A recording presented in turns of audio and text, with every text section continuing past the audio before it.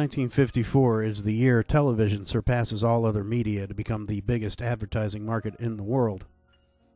The motion picture industry, meanwhile, continues to consolidate its dominance over other forms of social entertainment as well. This is true of competitors with more perceived cultural currency, along with those who have less. Commentators like Orson Welles have long opined that movies are just as capable of telling meaningful stories as allegedly higher art forms, dramatic theater, opera, and the like. Has Hollywood's success vindicated Welles? Maybe not, because cinema is also eclipsing the baser means of entertainment and expression. Vaudeville, amusement parks, carnivals, and their sideshows are all reeling as cinema comes into its own. Does this mean movies are just as good at appealing to baser instincts as they are at telling the nobler narratives found in opera and dramatic theater? Probably. The captured moving image seems to have some primal appeal to the human psyche, a detached sense of reality made more immediate for being at one level of remove, one that even live performance cannot replicate. Whether the story is written by Shakespeare or Lucky Strikes, it's better told via moving image than in any other way. Aspiring Hollywood movie producer Roger Corman learns this lesson early. Mortified when he sees his screenwriting debut, Highway Dragnet, in theaters in late January, Corman later delights when the film nevertheless pulls in a respectable box office haul. This experience demonstrates to him that there are few great successes or total failures in the movie business, particularly when one is careful to exercise strict control over production budgets. In the film industry, quality doesn't necessarily drive financial returns. You don't need to make Citizen Kane to get back your investment. All you need to give audiences is a reasonable enough excuse to treat themselves to the movie-going experience. The inherent appeal of the moving image will take care of the rest. Approaching this idea from roughly the opposite direction is George Pal, whose big-budget War of the Worlds wins an Oscar nod for Best Special Effects in March. This visual feast follows in a tradition The Wizard of Oz helped to found in the 30s of immersing the audience in lush, full-color spectacle.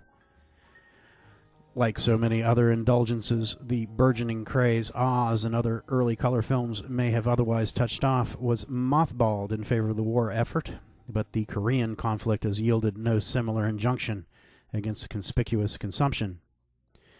For this reason, we've gotten Worlds and Invaders from Mars and a host of other vibrant pictures meant to bring life to the more upscale movie houses. Pal himself is double-dipping in the Technicolor well, having already released and gotten Oscar recognition for When Worlds Collide 3 years before. Adapted from a serialized Blue Book magazine published in 1933, When Worlds Collide recalls a fear dating back as far as we've known the planet revolves with like bodies around the sun.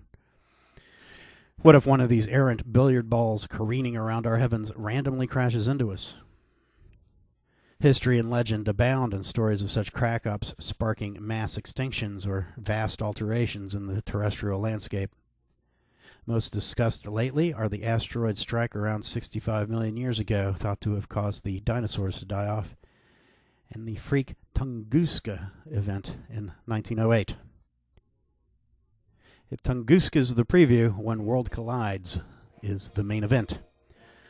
Zyra and its host star Bellis promise not to alter the globe's climate but to obliterate it altogether, and humanity won't be picking through the fossils or the blackened trees afterward to piece together what happened.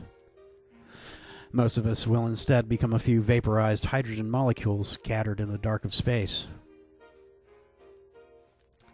The spiritual seizure provoked in considering this prospect is processed here the way it typically is, through the biblical myth of Noah's Ark. An exquisitely bound but brutally abridged version of the good book opens the movie, drop-capping right past Adam, Eve, Cain, and Abel to this canonical apocalypse story. What does George Pal hope to teach us in bringing a punitive Old Testament undercurrent to Blue Book's updated version, which substitutes an indifferent clockwork universe for the vengeful god of the Bronze Age? Is all this somehow our fault? When worlds collide, choose around the melodramatic subplots that preoccupy other auguries of cataclysm like Invasion USA. We could care less whether the cattleman gets back to his ranch ahead of the atomic fires. The powers that be don't even go to the trouble of putting together evacuation plans. Evacuation to where? Or schemes to destroy the vast Belus, whose mass exceeds Earth by a factor of 20. The Belus system is going to make sure we're dead by delivering a 1-2 punch. First, Zyra's flyby will bring floods and earthquakes, scrambling organized society and claiming millions of lives. Belus herself will then finish the job, winking out the survivors in a flash of world-ending fury no one will even live long enough to witness. This twinning of disasters is both the movie's most pedestrian and its cleverest conceit. On the one hand, it simply serves as a solution to the abstract dilemma of presenting apocalypse, an event by definition so outside the realm of lived experience that it defies depiction. On the other, the splitting of the narrative into two unequal ruptures has the potential to generate terror in anyone contemplating a prospect like the one the movie predicts. The first instance brings great waves of blood, fear, and fire. The second, merely oblivion. Only through this twinning can such obliteration even be pondered. Imagine yourself in a dark void, made up of only you. Then find a way to turn your head so abruptly you somehow manage to take even yourself by surprise. There, before you, nothingness. Rather than dwell on such imponderables, the movie normalizes them by returning time and again to a calendar to advance the narrative and remind the audience how many days remain before the arrival of Zyra and Belus.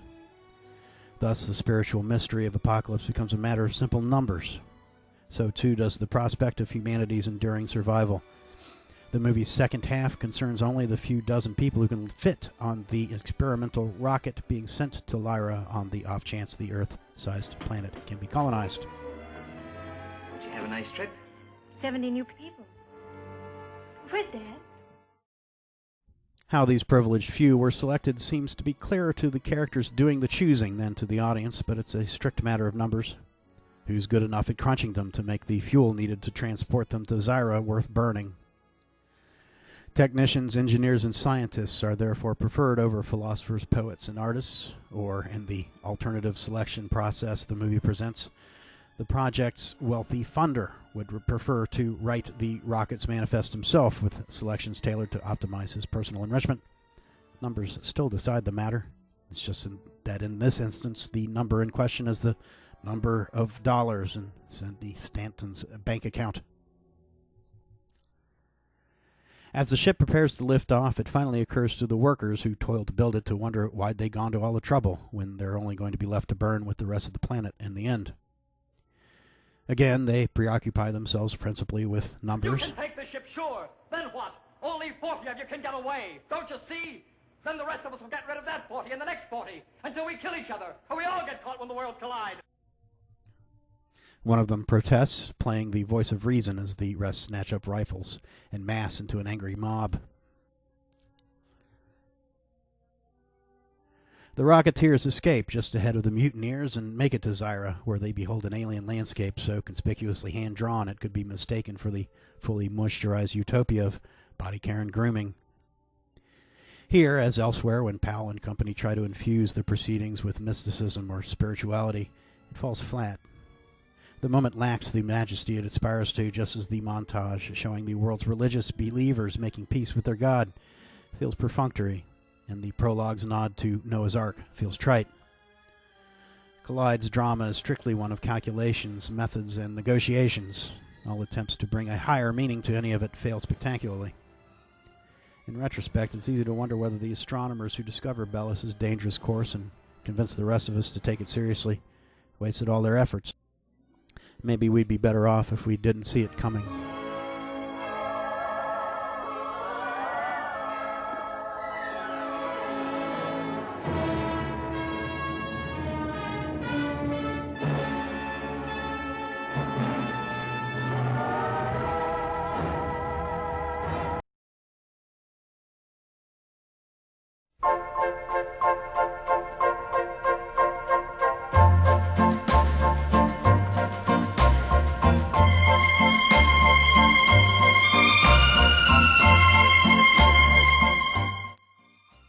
This summer, the conceit of twin celestial bodies on a collision course pops up again in Crash of the Moons, episode 417, a movie that poses a stark contrast to When Worlds Collide in just about every other way.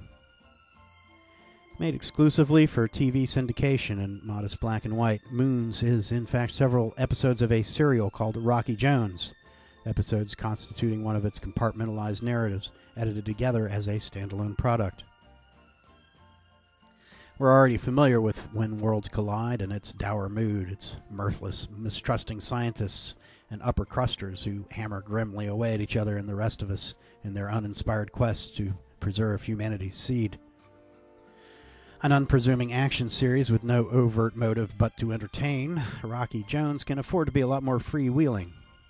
Its muscled but good-natured hero and Winky, the collegial sidekick, trade wisecracks as they patrol the planetary cosmos, their upbeat moods a function of the show's preference for happy endings. How unlike Rocky Jones is its inspiration. Indeed, where the Powell movie certainly has reason to appeal to the younger set, Rocky Jones gives signs of having been made solely for them. Among its ancillary protagonists is a preteen whom Jones grants an alarming amount of say in the orbit jet's decision-making processes. The other is a comely but unthreateningly sexless heroine, Vina. She serves as a pleasant maternal presence for Bobby, but poses little danger of establishing romantic tension with Rocky and therein disrupting the ferocious, admiring attachment the boy clearly feels for him. Rocky, it should be added, drinks milk. Where thematically Moons and its predecessor are, if you'll pardon me, worlds apart, the basic thesis is still there. Two celestial bodies traveling in tandem have blundered into a trajectory that poses a threat to innocent life on unsuspecting planets.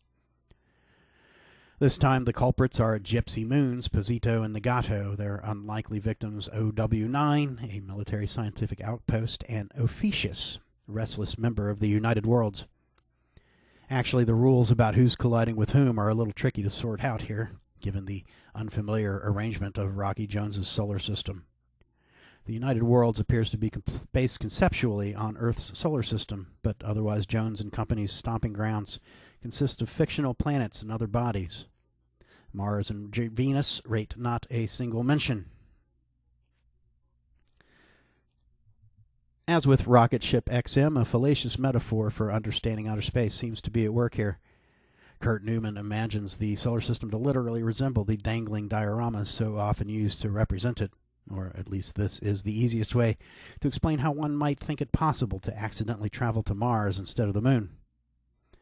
Rocky Jones director Hollingsworth Morse seems to have instead confused space with the high seas, dotted with their many ships and islands, or perhaps the frontier west with its settlements and wagon trains. Posita's encampment looks like a fort, boxed in as it is with vast flat walls sporting iconic lightning bolts and spikes. The imposing look of their homestead notwithstanding, Posito's citizens are warm and inviting to Rocky and the other ambassadors of the United Worlds. When not contending with the fact their moon has become a deadly projectile, the king and queen of Posito, Bavaro and Kotanda, pass the time doting over their son, known only as the Little Prince. As is so often the case with children, the infant has an intuitive sense of the danger looming over Posito, which it communicates by crying endlessly.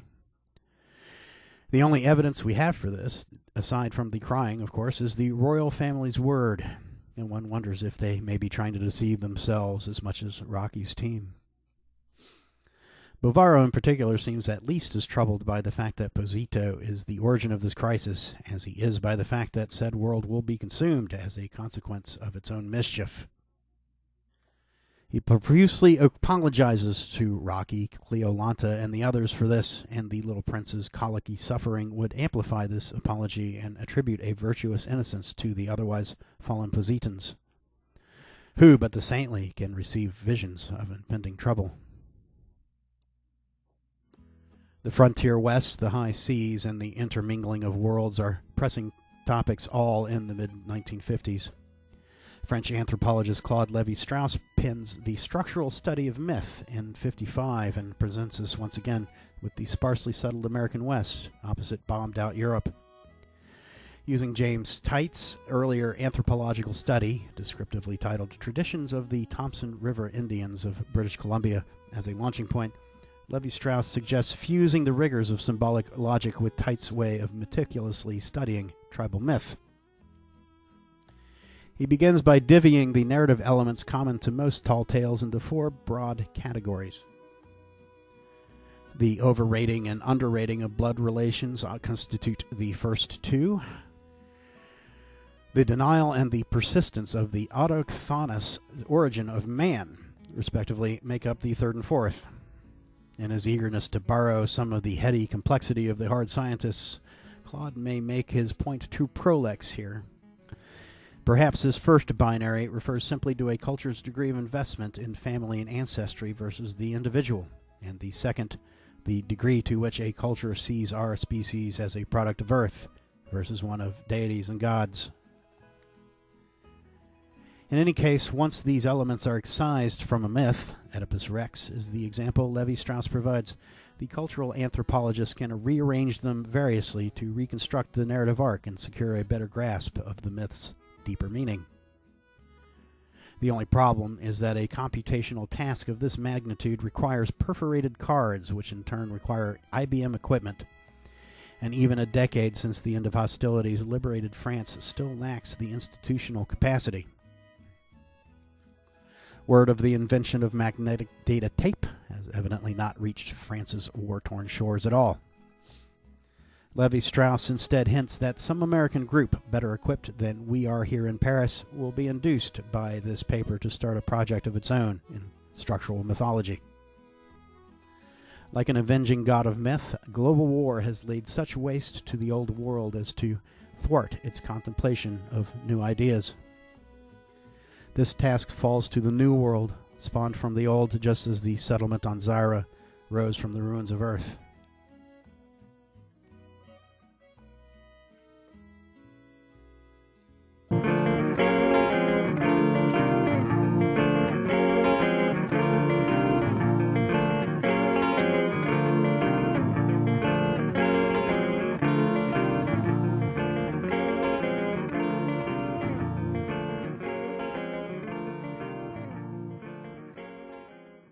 Stick around till the collision puts you out of your misery. Come on!